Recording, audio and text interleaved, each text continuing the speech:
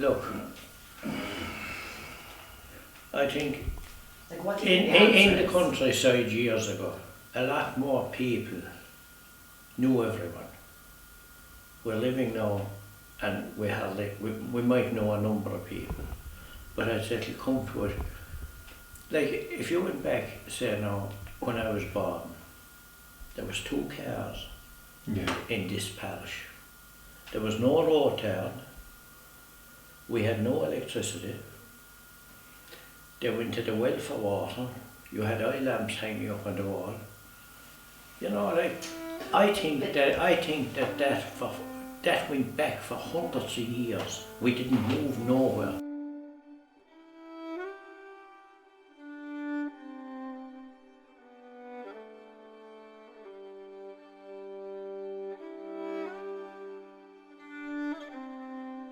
Well, it's only a small time fishing, but it's considered commercial fishing, like, but it isn't that you make anything commercial profit out of it. It's just a way of life that the father did, the grandfather did, the uncle did, his father before him, his father before him. But it's just a way of life, like, we like to keep it alive and keep it going.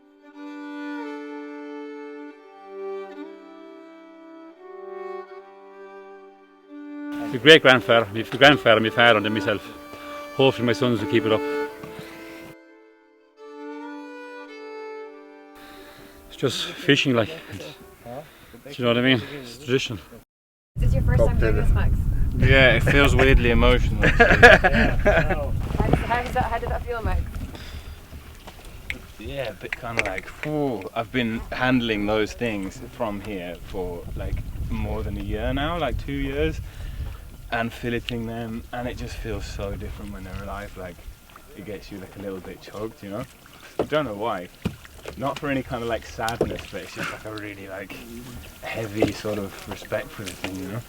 But yeah, it's very strange. I suppose you wouldn't know what I'm talking about. You're just like, yes, bring him in. Do you get that feeling as well? Like, All the time. What do you think is actually going to happen? Like, because there was one thing that you told me last year, which made me really concerned to actually come and do this, when we had not many salmon at the smokery, and you said if we catch fewer fish next year than we did this year, so that was last year, then you can't really see the continuation of fishing being viable, and you probably might call it a day. Like, with the way the stocks are depleting, I don't know how many more will go, and no one wants the fish gone. Inland fisheries don't want them gone, the anglers don't want them gone, we don't want them gone, the honorary housewives don't want them gone, the fishmongers don't want them gone.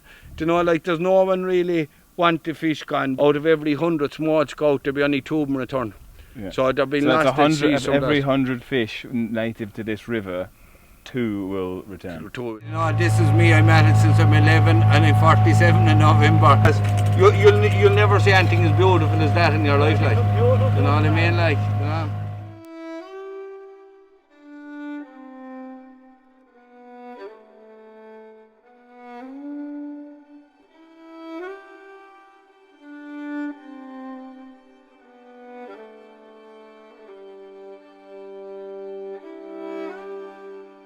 Mickey and Mikey, they wrap them in cling film because when they're put in the freezer, it just prevents freezer burn and it keeps them really, really fresh. So that's ideal for when they come to Sally at the smokery.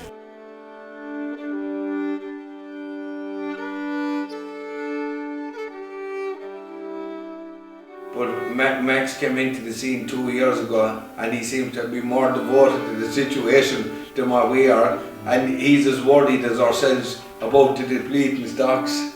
You know, which they're like looking at Max, and like when you see the passion he had for salmon after 2 years, so how many more people around the world have the same passion for it and want to keep this thing going, like? What's in there? Guinness. what is it? So Guinness went in with the fish. There must be big running fish in the river at the moment that we're getting them. Do you think it's me? Maybe bringing. Yeah, it could be. Yeah, because the last time you came here, we got fish. Well, it could be you. It's you, lads. Maybe we just have to nail you to the front of the boat, like the pirate boats. No, I think it's your aftershave, man.